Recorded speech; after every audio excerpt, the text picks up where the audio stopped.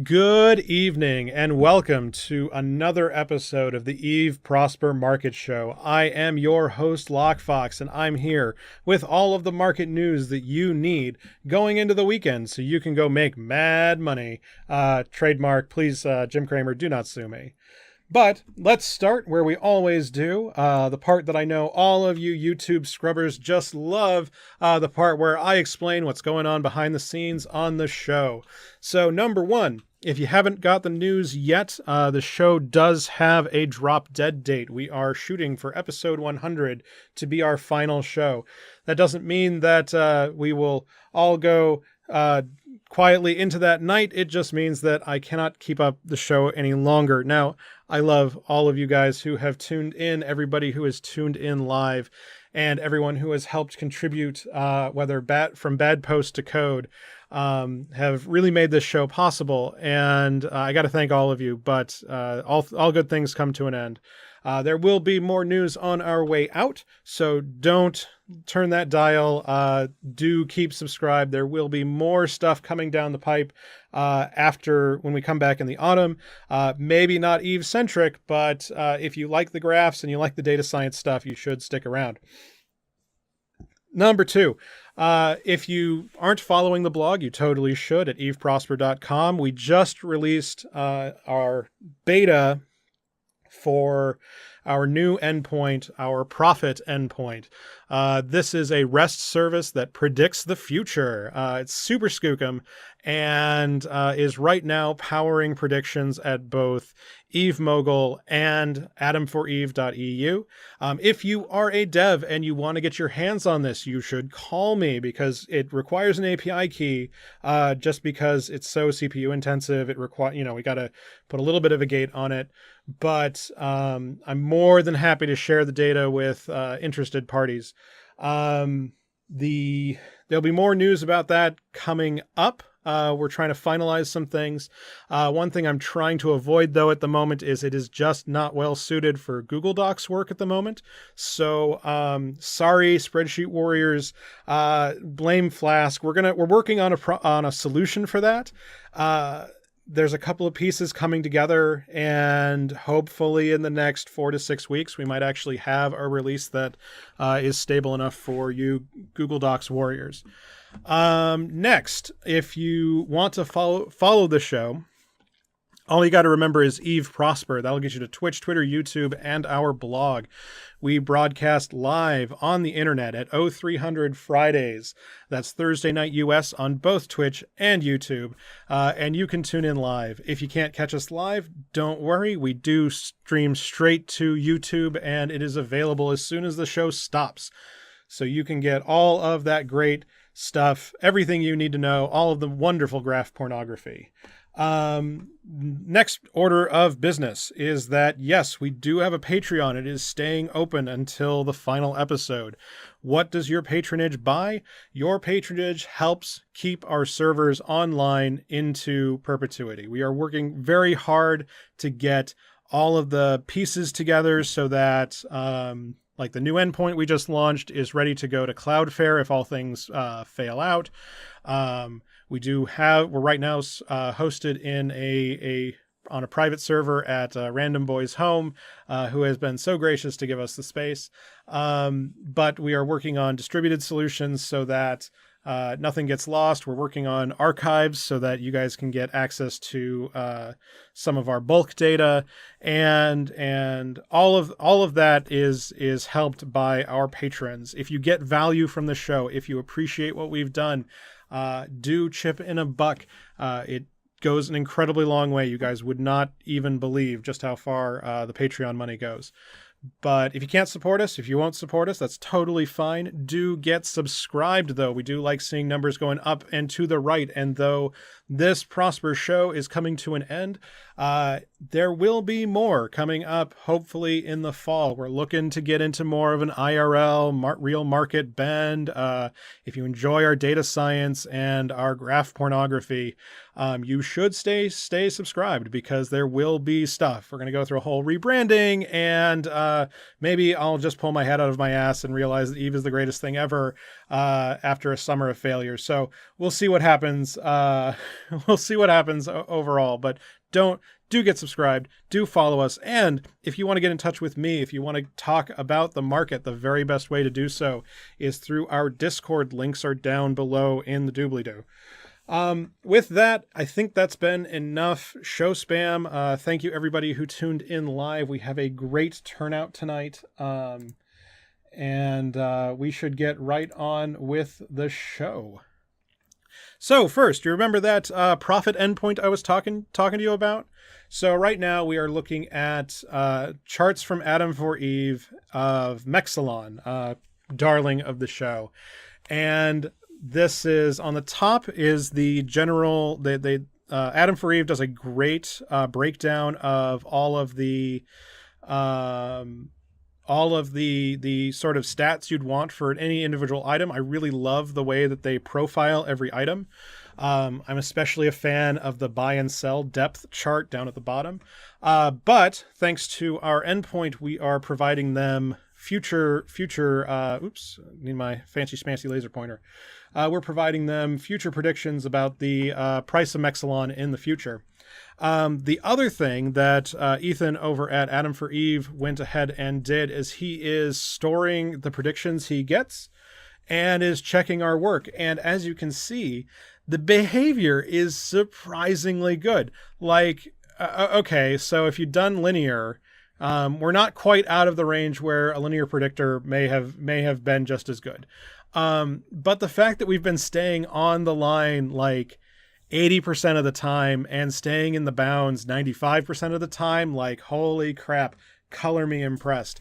This to me reads great for speculators, especially if you wanted to build out a diverse portfolio week to week, where if you put enough of these things together and you picked out some of the shining examples, you could still take losses on maybe 20% of the items, like either even or losses, let's say, and then the rest of your portfolio makes up all the gains and eliminates whatever losses you would have made. So I have a hard time telling you to take this to the more fringy markets. Like, I wouldn't use this on high meta. I have a hard time believing in this on a lot of the manufactured goods, but I love this for a lot of the core basket items, your minerals, your PI, your fuel, all of those kind of things. And I think this is a great opportunity to really get ahead of the Eve market meta with some skookum tools. So really, I am floored. I didn't expect it to be this good, but that's where we are. Next, Eve Mogul is our other partner right now, and he is extending our current OHLC charts on Eve Mogul. So you do need to be subscribed to Eve Mogul to get access to this, but for your subscription fee, Eve Mogul has amazing accounting software, which if you're a fan of the show for any length of time, you will know that I harp so bad on accounting and just how important it is to have, to make sure that you're counting your gains and your losses. And so it's been incorporated into the OHLC feed. We'll see how that ends up going. I don't know if he has a great way to display a lot of the numbers or do a lot of the decisions for you. But I'm a fan of this one because not only can you mix your technical analysis, your traditional technical analysis, especially things like the RSI down here, you get the both of them, chocolate in your peanut butter kind of thing. So, like I said, we're up on Adam for Eve and Eve Mogul. If you are a dev and you did not get a key and you would like one, do get in touch with me. We can get you one rolled up pretty quick. And just got to go through a couple little terms of service because, this is a hobby project and there's a machine learning backend that will destroy the server if we just let you go whole hog into it. So we just have to talk for a second, but we can get you an API key. You can get to the races. So with that, now that I have bored all of you guys for the last 15 minutes with everything not the market, let's talk about Plex. So Plex was staying steady for the last few weeks, but is now trending back up again. It's been particularly flat for the last couple of weeks, but now we're breaking out of the 120 regime. The interesting piece to me is just how thin the volume is at the moment, and we're heading towards over high territory here according to the RSI. So it's just that it's a really weak market. There's not a whole lot of people playing in it, and this is causing things to go a little bit wonky. I think that a lot of people are holding patterns ahead of the Plex split on May 9th. So I'm of two minds for that. So on the one hand, you're trying to catch a falling knife and say, well, I expect the Plex split to dump the prices, and therefore I want to get the highest possible price and I want to get out of there. Or number two, you disagree with me entirely and you think the Plex split will just, amp the market entirely. I disagree entirely with that thing, but you can bet against me. Why not? And you're just sort of waiting it out. And then the third, I guess, would be that I don't really need cash for right now. I'm just going to let Plex ride until I need it, which really is the better part of valor in this case. Zooming all the way out, we are reaching towards that record high again. Actually, I think the record is 135, and we're just above 12, almost to 125. Again, we're going hot and fast. We're starting to get into unstable territory, but it's not quite off the rails yet. But like I'm thinking crash here. Like I think we're going to go back to 1 billion as soon as the RM comes back on the market. From 1.2, that's a big fall. It's hard to say you're going to lose 20% of the market. But the ability here to jump in and jump out, I think that we're going to lose maybe 10%. It's really hard to say 20%. Like saying a 20% decline in Plex, like that's Black Friday levels here, right? Like, okay, that's 17% or something. But yeah, the Plex split comes. I think we're going to be back at 1.1 at the least, and I think that into the summer we're going to sag into a billion or just under. I'm just not seeing. Well, demand might be funky. Unless we have a big war, then all bets are off. Next, zooming in, what we can see is that the buy pressure has really dropped. Big set of market orders have dropped out of contention. Now, this doesn't include the citadels, unfortunately. But we just see really low volumes on the market, and that's leading to growth. This is a pretty standard pattern. You're under the median, you tend to go up. Over the median, you tend to go down. So, Eve needs a big fat war, but that would involve people getting off their asses instead of just carrier ratting, and super ratting. Zooming out to the rest of the RMT items, which I think I'm going to remove this plot going forward. Not a whole lot to say here. And skill trading, the margins continue to eke together. What we see is that a steady injector price and a rising Plex price is causing the zombie margin to really get squeezed here. We're down to 100 ISK per skill point bonus margin here. I have a hard time believing they're going to crash into each other. I'm just wondering why we don't have the costs reflected yet.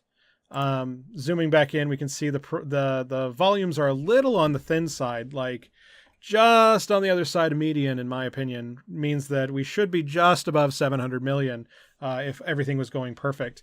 But the prices are tracking down at the moment, and they have not picked up the way we have expected them to. Looking across the rest of the market at our indexes, not a lot to say here. We saw a dip during FanFest. But we're coming back to normal. Not a lot to say here, except that the mining efficiency seems to be really taking a toll. We were seeing a lot of efficiency still after the Rourke nerf. But now that everybody's coming back to EVE since FanFest, perhaps the pressures on Rourke mining are finally taking it out of the hands of every Joe Schmo and putting it back down to regular industrial levels. So it's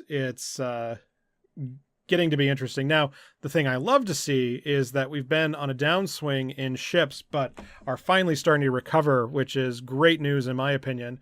We'll see when we zoom in on the total destruction that that's corresponding to a value destroyed uptick, which is great to see.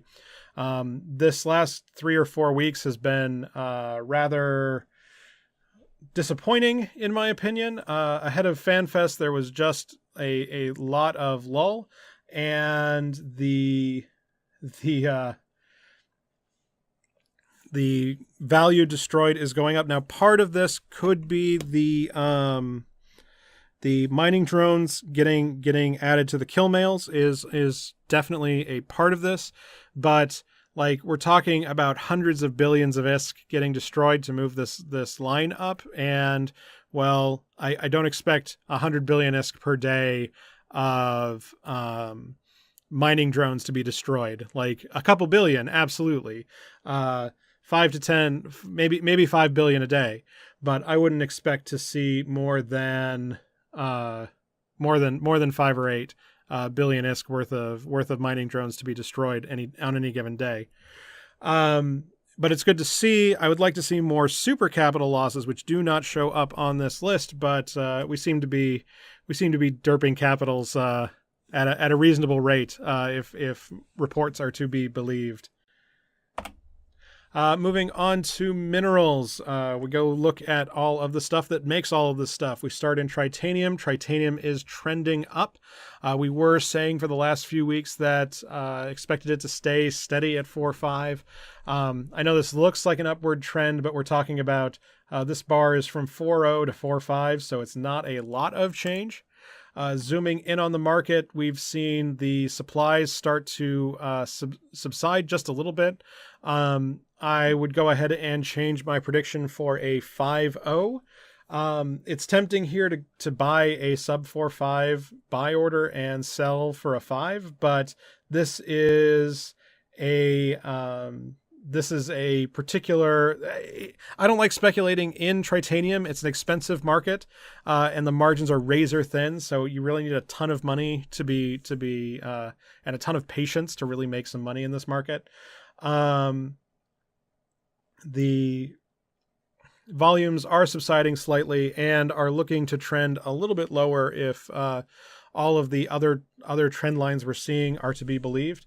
But yeah. Oh, and we still haven't seen this March's econ numbers. I thought they were going to get released on Wednesday, and they did not.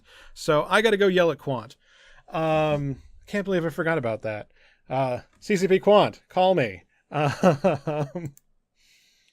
Moving on to pyrite. Pyrite is staying steady just under the 6.0 mark. Not a lot going on. Volume's a little bit low. And supplies are staying steady and strong. So I think we'll continue to be in this 5.560 regime going forward. Not a whole lot of action going on here. Not a whole lot to report. We might see a little bit of roll off in the orders down under 7.5 billion. But I don't think that's enough to really move the price in any significant way. Moving on to Mexilon. Mexilon is our darling, and if you were watching the plots from before, Mexilon is poised to take a jump. Now, though I agree with the sentiment that over 80 and maybe over 90, Mexilon is a distinct possibility. I have a hard time jumping on the thing and saying, oh, well, it's going to happen in the next 4 weeks. What the Machine is predicting and the reality of Eve, I don't think are gelling together quite well. It would really require some churn in the capital markets to start putting more pressure on Mexelon. With as much peacetime production as is going on, we could end up with we could end up with that spike. I just have a hard time believing that it's going to arrive on May 18th or something that it says on the plots. So though I agree with the what, I have a hard time agreeing with the when. But we'll see. Maybe the machine is smarter than I am. Wouldn't be the first time. Zooming in, actually, I should have said this before zooming in.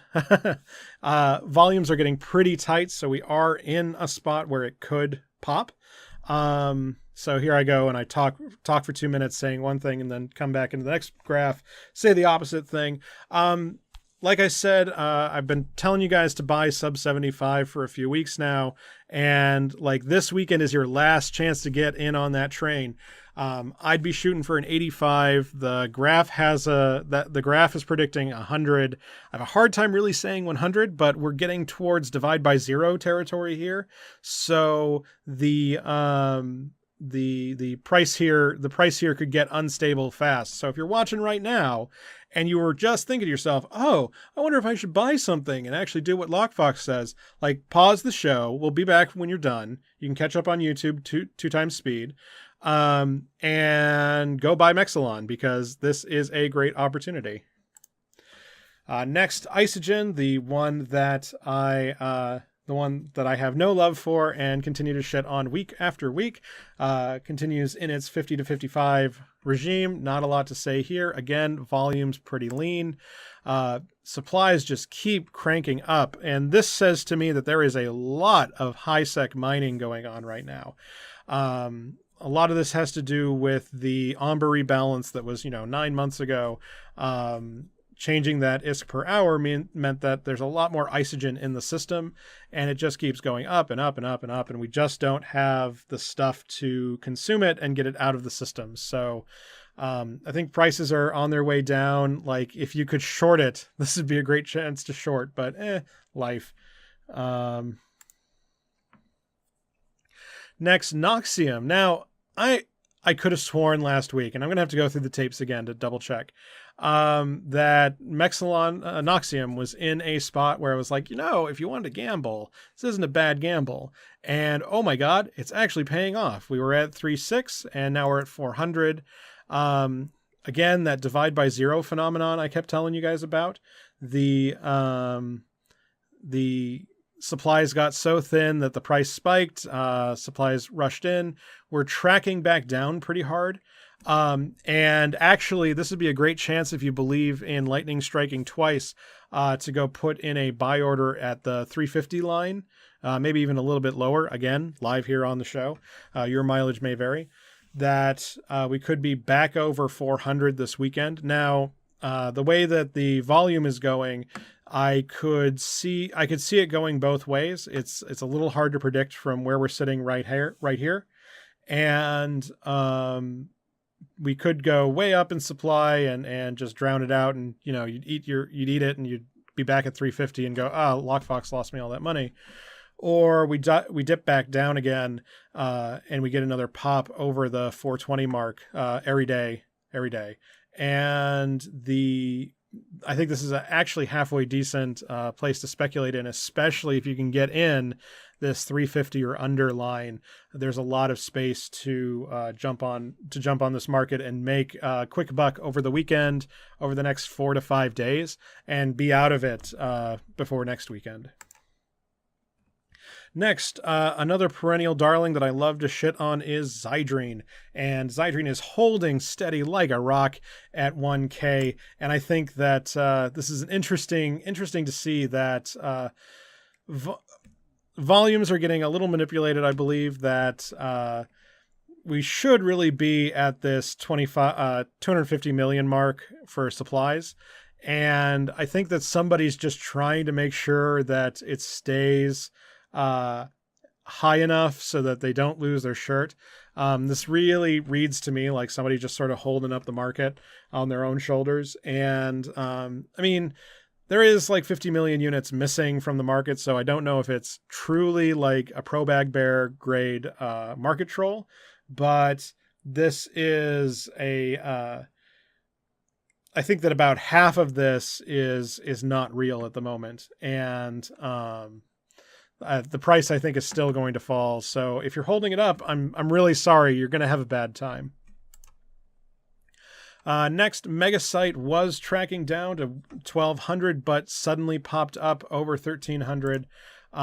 Zooming in, sorry, that was a little too fast. Not a lot going on here. Everything looks relatively normal, but supplies are staying very steady. So I don't know what is driving the price spike, because we didn't lose that many units.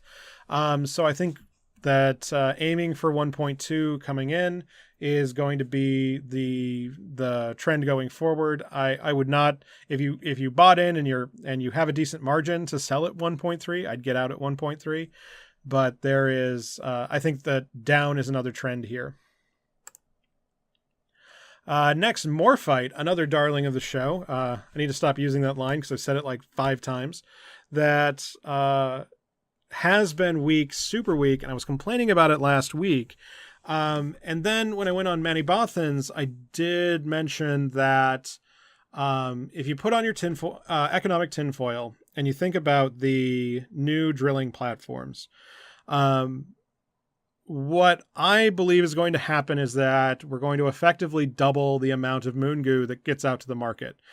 Now, that's just gut feeling. That's just saying the amount of material required, like from active players, expecting them not to put out double the stuff, I think is grossly underestimating the true the operational efficiency of space nerds and industry. And that meant that, and then I went on a big long diatribe about if you cut the price of moon materials in half and the price of Tech 2 fell in half, that you'd start to have some really interesting decisions from an FC position to say, well, I've been writing off Tech 2 because it's just so expensive and the options are so much better across the board. Like, why would I bring a hack when I can bring Macarials? Why would I bring all sorts of other ships when there are Tech 1 and faction variants that are just as good and half the price? And furthermore, if you continue down that line, like, what if things like Marauders were half price and things like Black Ops were half price? Would we see more of them on the battlefield? Can you think of a Marauder small gang, medium gang, large gang that you'd like to work with? I'm not enough of an EFT warrior to really tell you yay or nay, but it's definitely an interesting what if scenario. And so the corollary to all of that speculation and all of that, if you believe me on all of that, then the second order thing that you need to worry about is I don't think that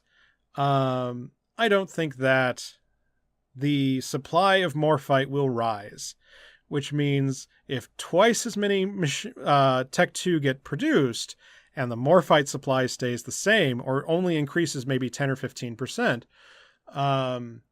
Morphite's going to pop real hard if I'm actually right. Now, I have a hard time believing that I got on the show and then the markets did what I said they would do. I just don't believe in my Jim Cramerness enough to say that that's particularly the case. Right now, you can just say that, well, nobody listens to Lockefox, but the volumes are low, and that could again be have some mix between people at FanFest and less mining fleets out there and general regular market stuff going on. If you can sell it 10K, like sell it this weekend. Here's a great chance to jump off at 10, maybe 11K and cash out that particular bet, because I think that if you do sell now, you'll have another chance to buy in by the end of the summer. Like since we're not going to see the drilling platforms until the fall or winter, I think there's another market cycle between not going to war that means you can go buy a bunch at like sub 9.5 and look like a genius and sell at 15 or 20. at the end of the year. But this is a lot of tinfoil. That is a huge castle in the sky to build. So if you don't jump on this particular train ride with me, I completely understand. I just thought, like, if I were going to put in a really long bet, I would want sub 9K Morphite, and I'd be aiming to double the price. If we get there, maybe not. Like, I have just as much, if not more, chance to be wrong, but buying at 9K still gives me the space to be wrong and not lose my shirt. Because if that doesn't happen, if Tech 2 stays the same price and they manage to land things perfectly, and that, like, Tech 2 maybe only falls or gains in 10%, then, like, what's the worst that happens? I have 9K Morphite and I sell it 10K, or I sell it 9.5. Like, I still make my taxes and fees back. So it's like, you have this chance to double your money, and you have such a low chance to lose any money. Like, that is not a bad gamble. It just means that you're sitting on it for 9 frickin' months. So, moving on to fuel, now that I have explained, probably poorly, my particular speculation. Let's go on to fuel. So, a couple weeks ago, when the drilling platform information was released, I had put out a prediction that I expected all isotopes to coalesce to 750 or 800. And so we're seeing decline in the nitrogen topes, and we're seeing increase in the oxygen topes, but things are still staying flat in the helium and hydrogen.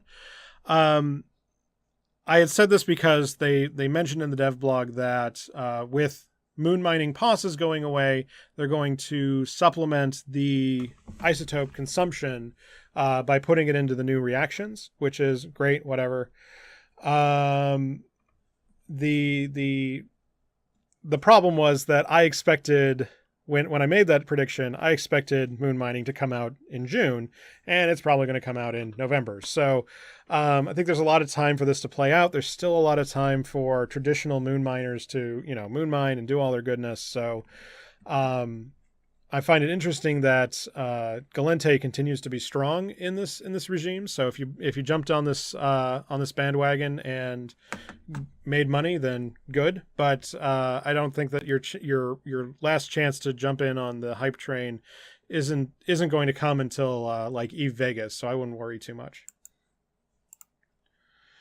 Next, fuel blocks, things are staying steady exactly as you expect. I kind of expected Galente to be a little higher and Caldari to be a little lower, but margins are healthy and not a whole lot to say here.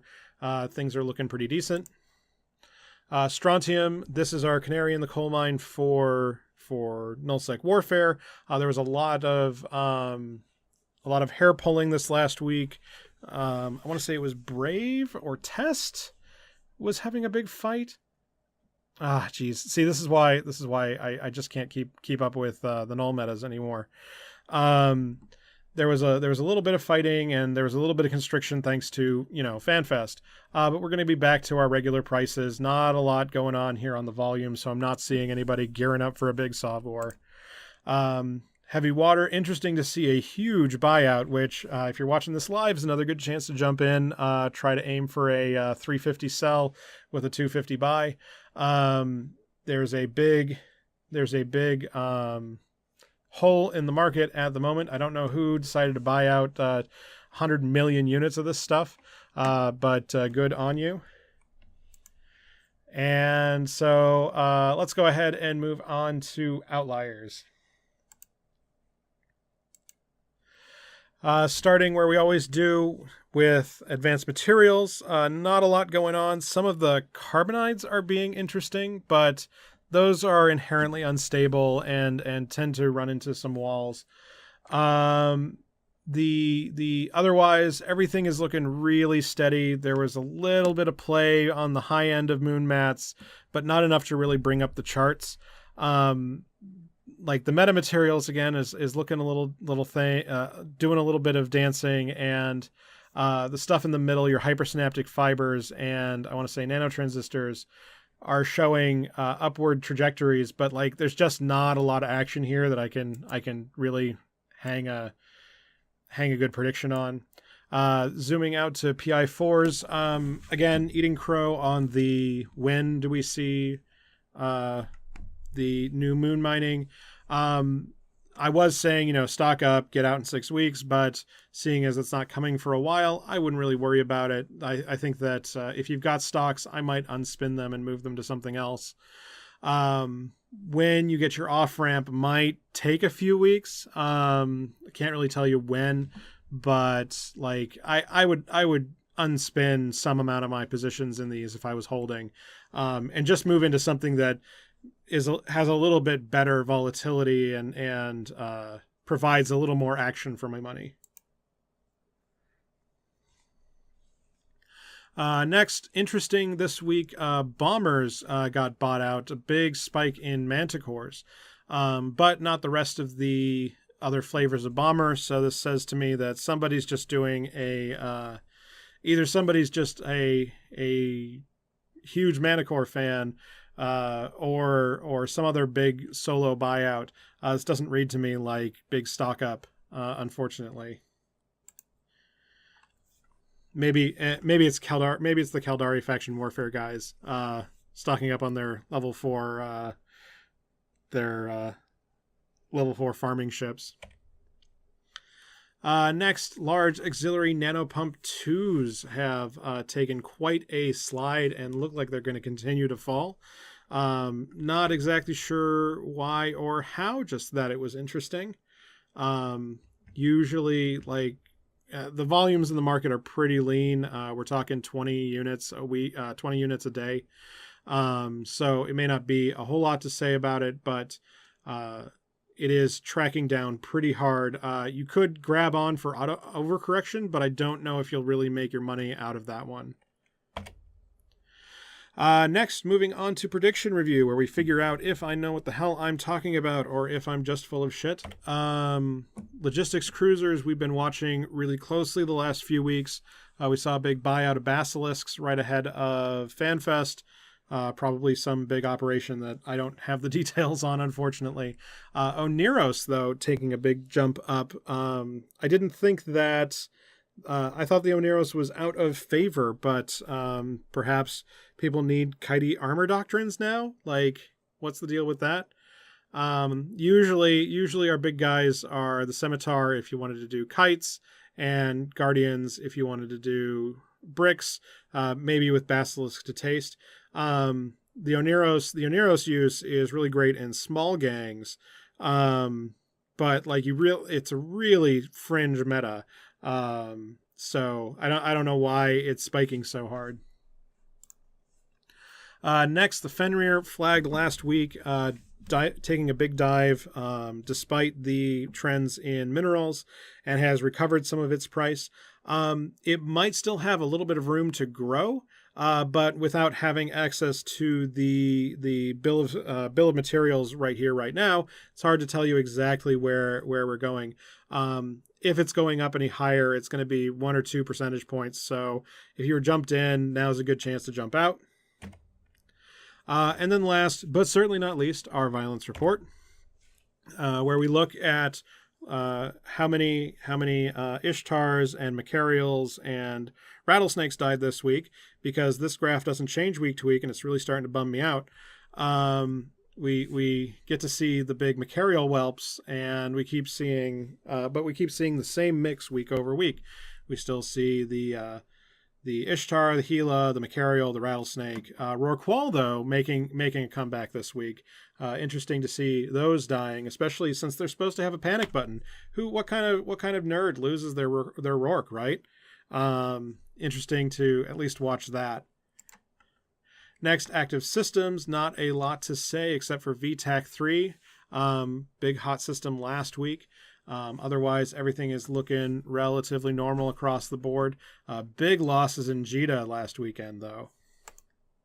Next, looking at our region report, not a lot to say here. Black Rise and Citadel and Forge, always on the list. Catch and Placid, not really surprising. So not a whole lot going on here.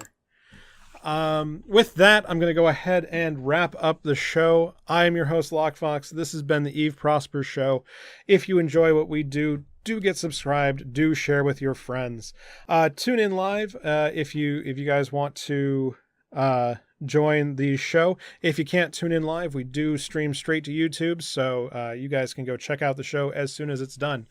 If you have questions, if there is market stuff, if you want to tell me that I either earned you all of the money or lost you all of the money, do join our Discord. Links to join are down in the doobly-doo below.